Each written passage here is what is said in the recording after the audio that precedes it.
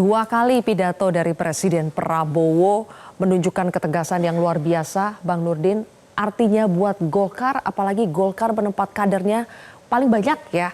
Kalau kita hitung ini ada 8 menteri, 3 wamen, 1 ketua Dewan Ekonomi Nasional. Konsekuensi... Satu lagi Gubernur Lemhanas. Gubernur Lemhanas, 13 berarti. Banyak sekali. Ini tanggung jawab, beban atau bagaimana buat Golkar? Karena seperti tadi, kalau tidak perform, siap-siap saja diganti. Ya, Sylvia, bila kita mendengar secara saksama pidato awal Presiden di depan anggota Majelis Perwakilan Rakyat, itu suatu harapan yang luar biasa. Dari saya simpulkan pidatonya beliau, dia ingin mengatakan begini, negeri ini, masyarakatnya, jangan menjadi tamu di rumahnya sendiri, tapi menjadi tuan di rumahnya sendiri. Itu inti dari pidatonya. Nah, oleh karena itu, Pak Prabowo seorang pemimpin yang syarat dengan pengalaman, tidak mungkin mempertaruhkan ketika dia mempertaruhkan dirinya ketika dia membentuk kabinet tanda petik orang dikatakan gemuk, ya, tanpa alasan yang kuat. Kenapa? Bangsa kita sampai besar, ya, berbagai aneka budaya, agama, aliran dan sebagainya.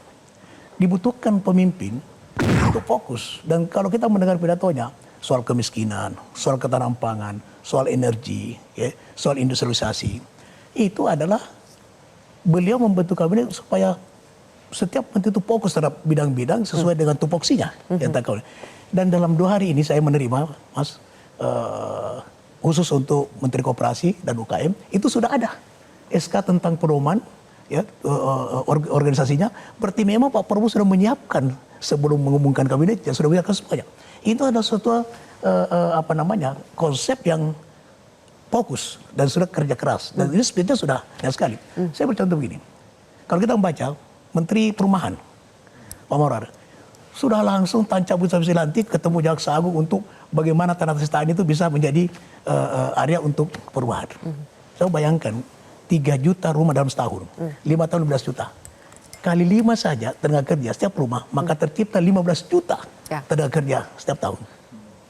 Kali 5 tahun, 75 juta tenaga kerja. Dari sisi volumenya.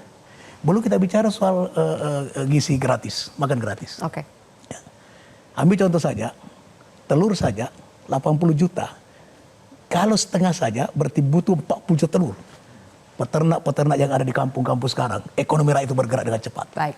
Ini suatu pertanda bahwa Pak Prabowo itu paham betul anatomi Indonesia. Oke. Dari politik, ekonomi, sosial, pertahanan keamanan. Kalau kita melihat pidatonya, dan yang paling penting semuanya adalah beliau melaksanakan demokrasi Pancasila.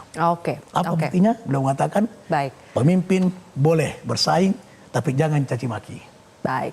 Kalau kita dengar dari narasumber kami, sepertinya banyak ton positif.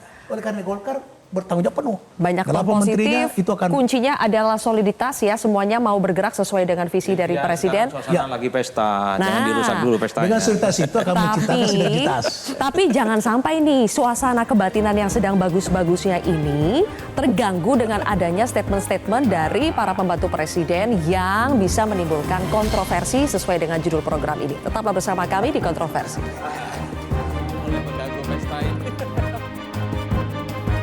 Jelajahi cara baru mendapatkan informasi. Download Metro TV Extend sekarang.